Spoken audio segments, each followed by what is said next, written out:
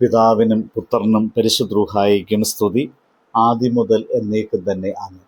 ഇന്ന് ജൂൺ മാസം 12-ാം തീയതി വെള്ളിയാഴ്ച. 1 ശമൂവേൽ 13-ാം അധ്യായം 14-ാമത്തെ വാക്യം. ഇപ്പോഴോ നിന്റെ രാജ്യത്വം നിലനിൽക്കുകയില്ല. യഹോവ നിന്നോട് കൽപ്പിച്ചതിനെ നീ പ്രമാണിക്കായകൊണ്ട് തനിക്ക് ബോധിച്ച ഒരു പുരുഷനെ യഹോവ അന്വേഷിച്ചിട്ടുണ്ട്. അവനെ യഹോവ തൻ്റെ ജനത്തിന് പ്രഭുവായി നിയമിച്ചുമിരിക്കുന്നു. ഇന്നത്തെ വചനം ഹൃദയത്തെ ആഴത്തിൽ സ്പർശിക്കുന്ന ഒരു ദൈവത്തിൻ്റെ സന്ദേശം.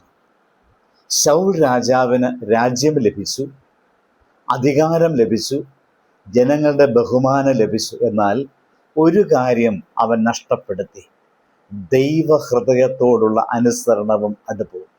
അതിനാലാണ് ദൈവം പറയുന്നത്, യഹോവ തൻ്റെ ഹൃദയത്തിന് ഇണങ്ങിയ ഒരാളെ അന്വേഷിച്ചിരിക്കുന്നു. എത്ര മനോഹരമായ വാക്കുകൾ!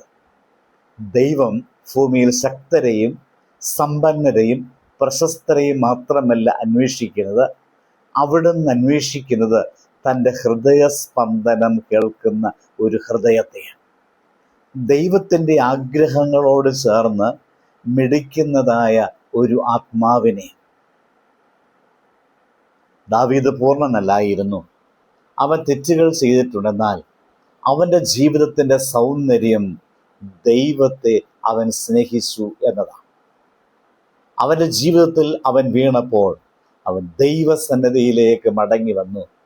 പാപം ചെയ്തപ്പോൾ അവൻ കണ്ണീരോടെ മാനസാന്തരപ്പെട്ടു.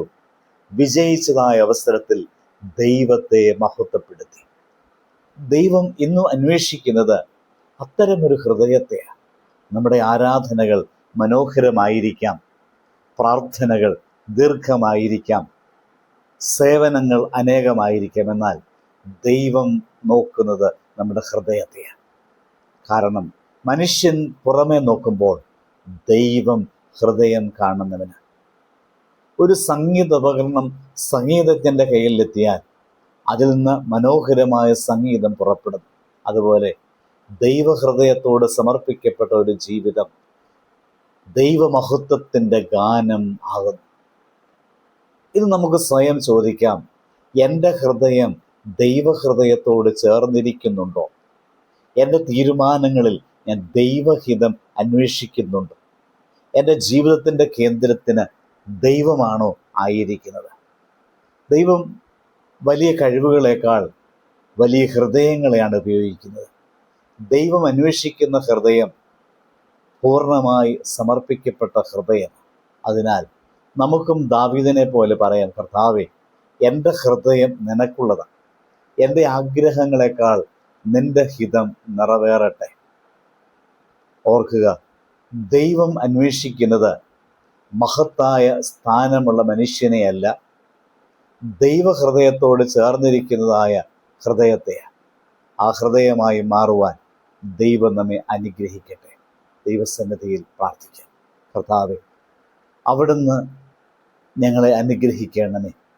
നിന്നോട് ചേർന്ന് ജീവിക്കുവാൻ, നിന്നിൽ നിന്ന് അനുഗ്രഹങ്ങളെ പ്രാപിപ്പാൻ, അതുപോലെ തന്നെ നിനക്ക് ചേർന്നതായ ഒരു ജീവിതം നയിക്കുവാൻ ഞങ്ങളെ സഹായിക്കണമേ. അത് പൂർണ്ണ ഹൃദയത്തോടെ, പൂർണ്ണ സമർപ്പണത്തോടെ നിന്റെ സന്നിധിയിലേക്ക് അടുത്ത് വരുവാൻ അവിടുന്ന് അനുഗ്രഹിക്കുമാറാകണമേ. ആമേൻ. ദൈവം അനുഗ്രഹിക്കട്ടെ.